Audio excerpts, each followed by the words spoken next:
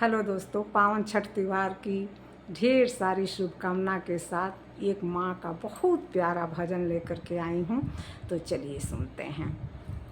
भोरे उठी कार्तिक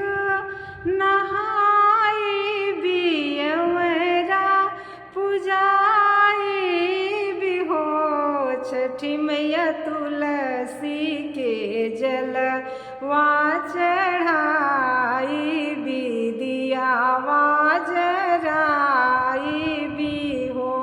छठी मैया तुलसी के जलवा चढ़ाई बिदिया जराई बिहो गैया के गोबरा मंगाई बियंगना लिपाई बिहो छठी मैया जोड़े जोड़े ईटा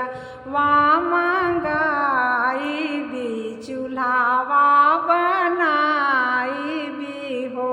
छठी मैया जोड़े जोड़े ईटा वा जोड़ाई भी चूल्हावा बनाई भी हो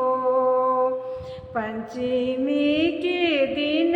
रही व्रत तप में तपाई बिहो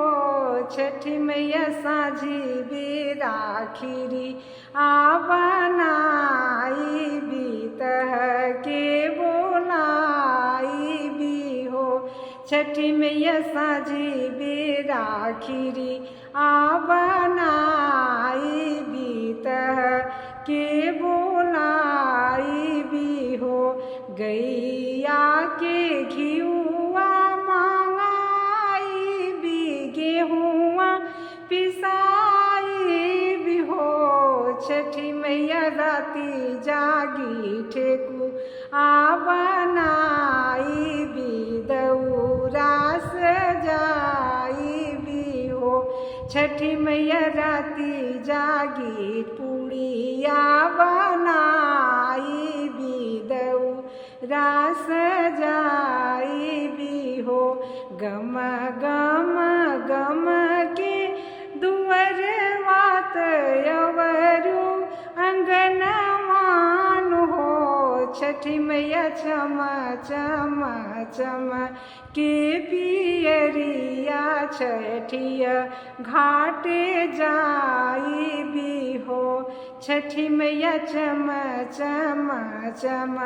के चुनरिया छठिया घाटे जाई भी हो जोड़े कले सुपवा मंगाई भी फल से सजाई भी हो छठी मैया जल बीचे तह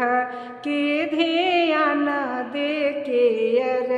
घा दियाई भी हो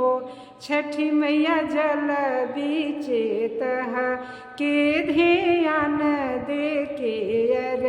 घा दियाई भी हो सूरज देव जल बीचे तह